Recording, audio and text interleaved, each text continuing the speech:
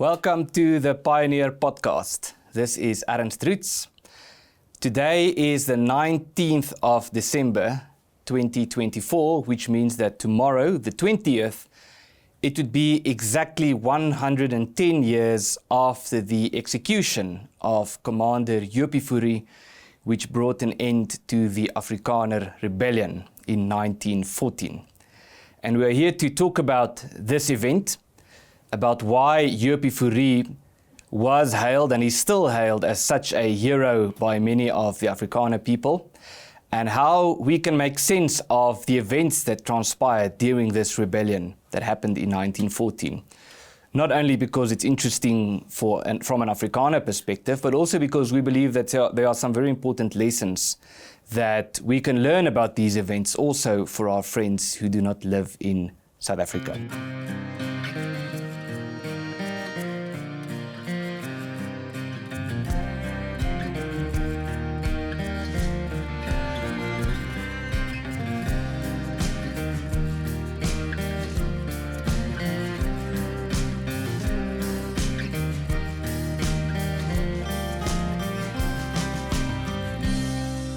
And here to join me in this conversation today is James Kemp, who is the station manager at Pretoria FM. James, welcome. Thank you, Ernst. It's a privilege. Now, James, let me start by saying there's some irony in the two of us sitting here having this conversation in English, two Afrikaners talking about Jopie Fourie, this great Afrikaner hero.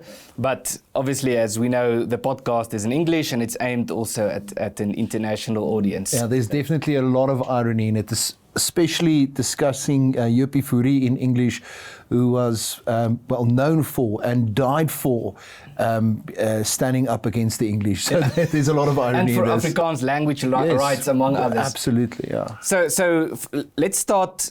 This is not just a history lesson, it's more conversation, but let's just start with the history for our viewers who do not know. Maybe we should start with the rebellion before we talk about the execution. What was the rebellion of 1914, and why did this happen? How do you make sense of it? Well, to look at the rebellion, you have to go back quite a few years to the 31st of May 1902. On that day, the peace treaty of Vereniging was undersigned by the various role players on British side and on Boer side, bringing an end to the Anglo-Boer War. It's important to say that all the generals that will later also become characters in this rebellion played a prominent role there, all on the same side, all in a position where they really don't want to put down their arms, but they have no choice. They are in a situation where women, children are dying in concentration camps. The war has been raging now for 3 years. There has been an economic loss in the sense that the economic activities came to a standstill, no farming activities and so forth. But then the loss of life that also went along with that. And the fact that the Boers had no support structures at that stage. They were fighting and living in the veld. They had no base or base camps. They had no real support in the sense that the British had. So it was a war that was that has reached a certain climax, a certain point, and the Boers decided at that point that they are now willing to negotiate and unassign a peace treaty. Once again, 31st of May 1902. That's but a lot of the Boers, 12 years before the rebellion. That is 12 years before the rebellion, yes. That is, these Boers, not all of them viewed that as the end of the Boer republics, viewed that as the end of the battle against the British oppression.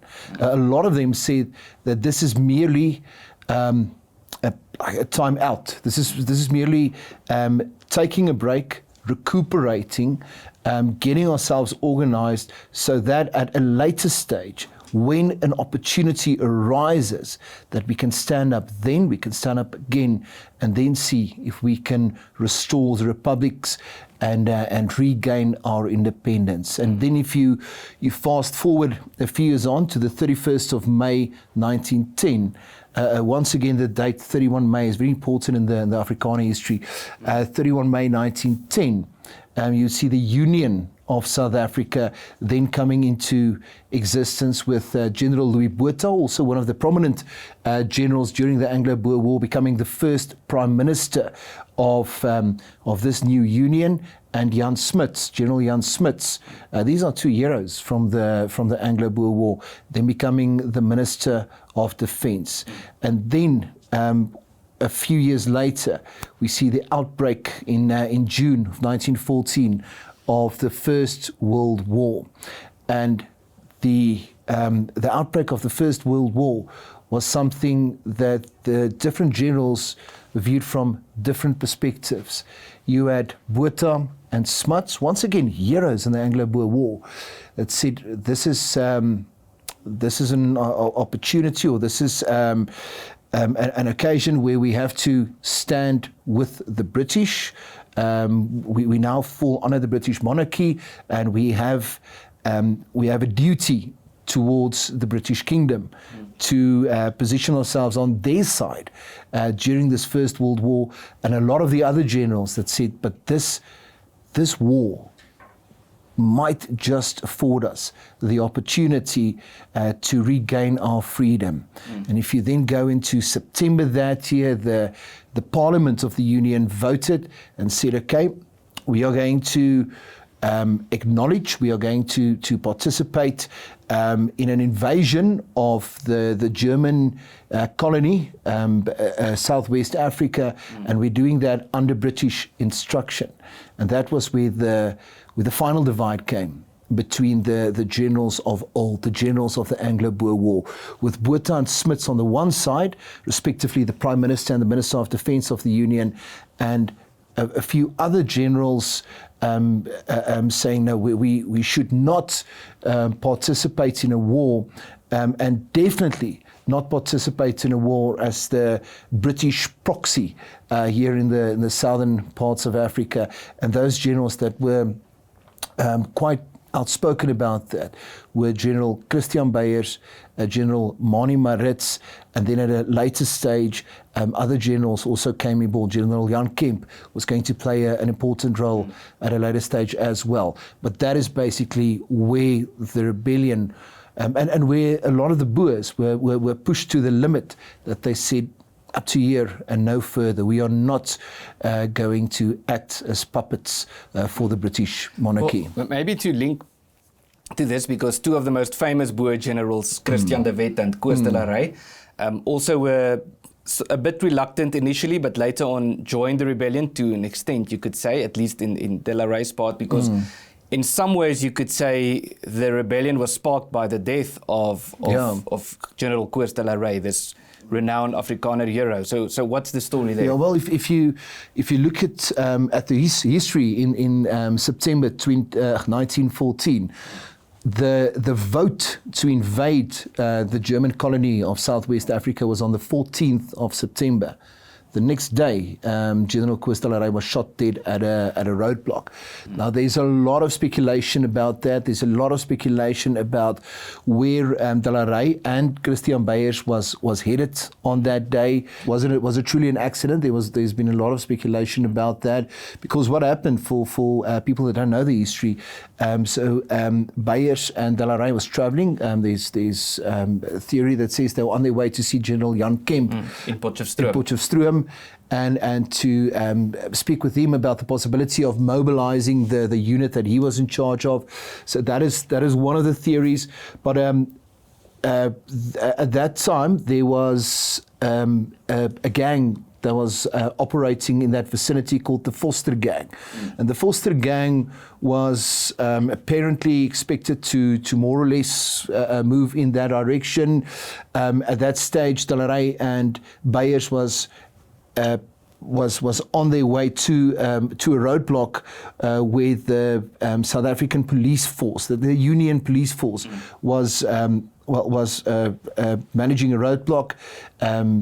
The official stance is that it was to be on the lookout for the Foster Gang. Beyers and de la Rey was not aware of that. They gave instruction that they should drive through the roadblock. A shot was fired by the police, and the bullet hit de la Rey, and that caused his death. And that was something that that was another spark, another motivation for the Boers to say, no, we're not going to participate as the puppets of the British monarchy. Yeah. And a lot of people at the time, especially at the funeral of De la Rey, said that he was murdered by Jan Smuts and he was murdered by Louis Botha. Yeah. So this internal friction, the Afrikaner people who were, there were some traitors during the Anglo-Boer War, but the Afrikaner people became in many ways two different peoples. They were the loyalists to the government and to the British Crown, and they were you could say the Republicans who were against this. And so this led to this rebellion, which eventually became an armed rebellion. Yeah, that and there you see Moni Maritz taking the leading role actually in this rebellion. General Moni Maritz was also one of the heroes in the Anglo-Boer War, one of the prominent figures there. But Moni Maritz now taking such a leading role that it is in a lot of cases not just known as the 1914 rebellion, but a lot of people refer to it as well as the Maritz rebellion. And now you see a situation where these Boers, under the leadership of General Kemp, General Maritz, and General Christian Beyers, are taking up arms against the Union forces. At that stage, actually shortly before arms were openly taken up, shortly before that, Botha asks Jopie Fourie if he could determine what the amount of support is that Christian Beyers enjoys amongst the people. And Jopie Fourie realized at that moment that he had a choice to make, and he decided to side with the rebellion. Now, Jopie Fourie is a very important character in this entire storyline, because 100 years later, 110 years later, we're still talking about him, and that is something that we should also investigate, is why someone that was put to death 110 years ago is still so celebrated, so talked about today. But let's first look at the character, Jopie Fourie. When he was 17 years old, the Jameson Raid took place, and he was a prominent role player in the Jameson Raid, on the Boer side, of course. And later then on, during the Anglo-Boer War, he was a scout.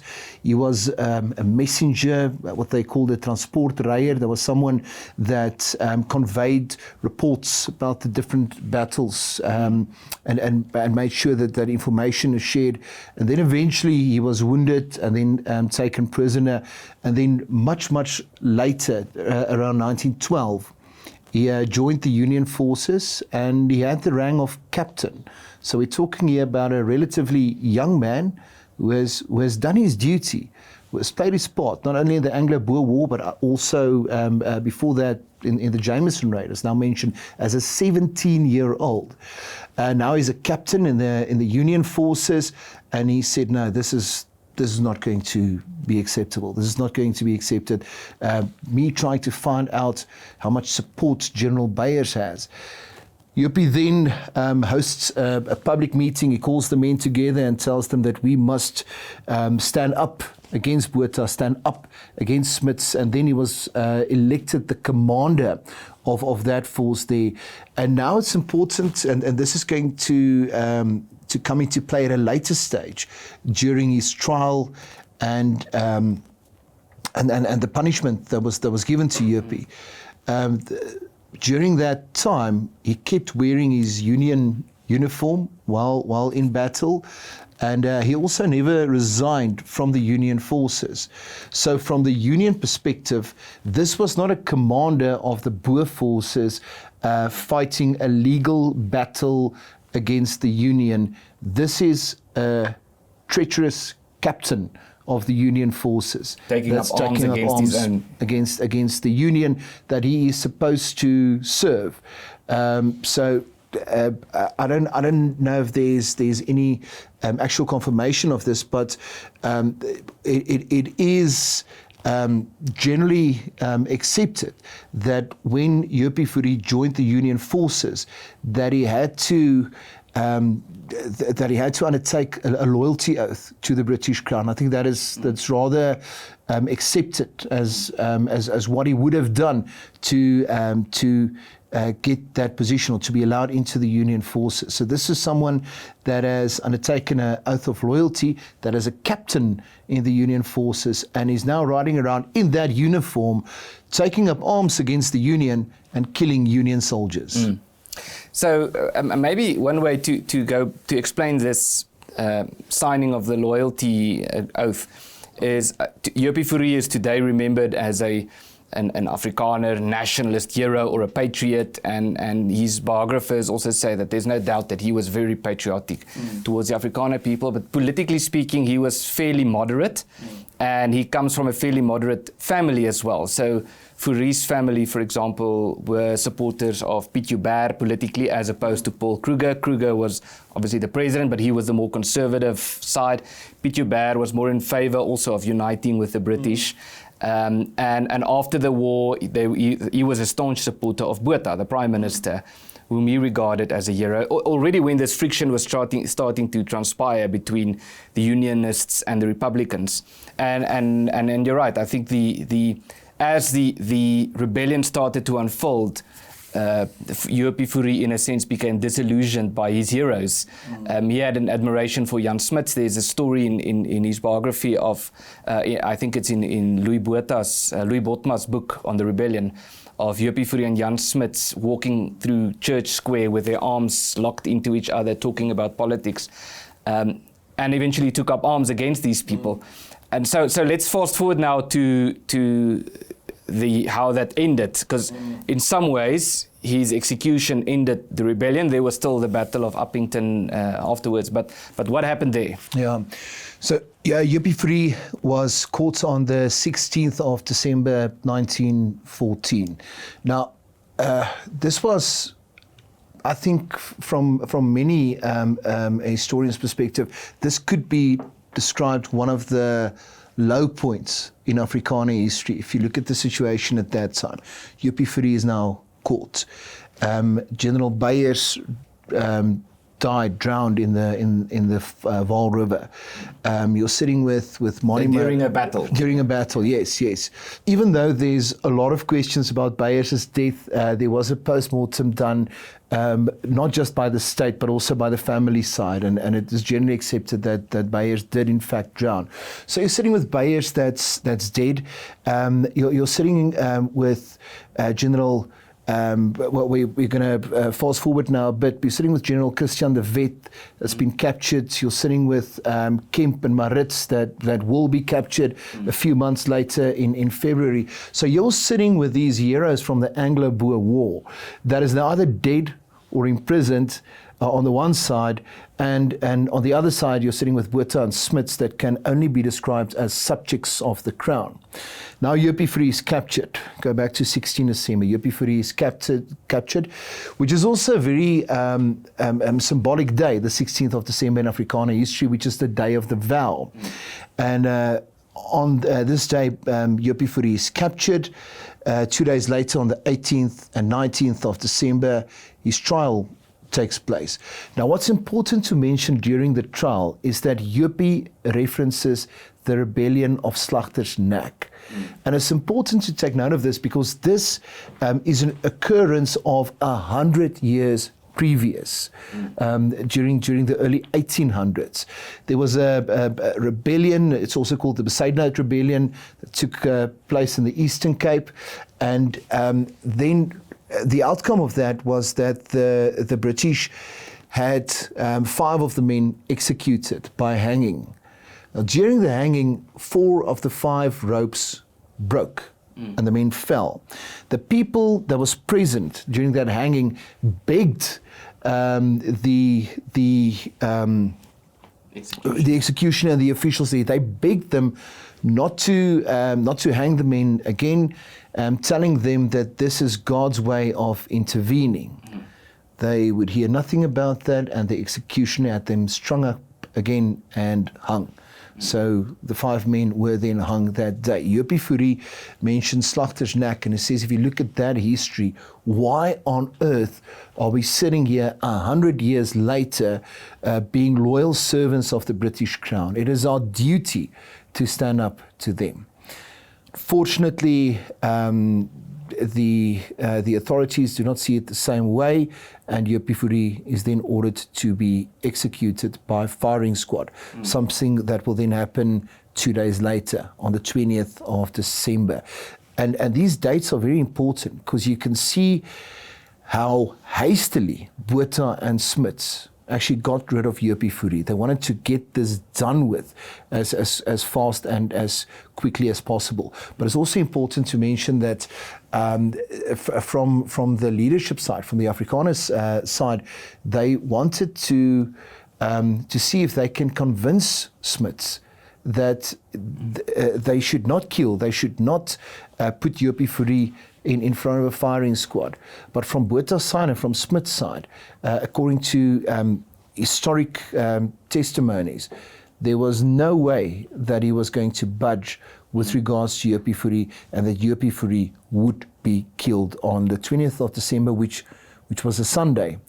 I think another reason why a lot of the people would not forgive Smuts and not forgive Botha for that, for killing someone or having someone put to death on a Sunday. So the question then is, why is someone like Jopie Fourie such a celebrated person today? You could make the argument, as you explained, that he was actually a traitor and so forth. But even today, he's very well remembered. On the 20th of December, there's frequently you find people having some form of an event on the morning of the 20th of December to remember the execution of Jopie Fourie. Why has he become such a mythical figure or legendary figure? I think there's a few reasons for that. One of the reasons is the fact that he died at a relatively young age and not from natural causes. Someone that is executed the way Jopie Fourie is executed will be remembered in one way or another. So there's always that factor, someone dying at a relatively young age in an unusual manner. But then aside from that, it is who Jopie Fourie stood up against. The fact that he stood up against the British authority, but also to his own authority, which he viewed as unfair.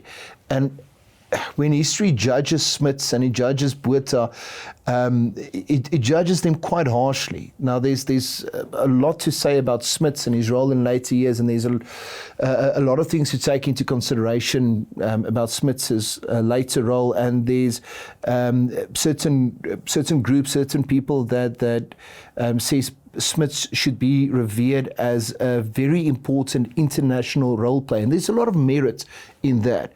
But when you look at the time period of the rebellion and you look at the way that Jopie Fourie was put to death, there's no argument about it that the majority of the loyalty, the majority of the sympathy goes towards Jopie Fourie, and that Botha and Smuts are held accountable for Jopie Fourie's death. I think there's another thing as well, is the moment you don't side with your own people, you can take it through to other historical occurrences as well. For example, the American War of Independence. The people that were revered in that war as well were the people that stood with their own people and that stood strong until the end. And that is one of the things that Jopie Fourie is remembered and revered for. James Kemp, thank you very much. Thank you, Ernst.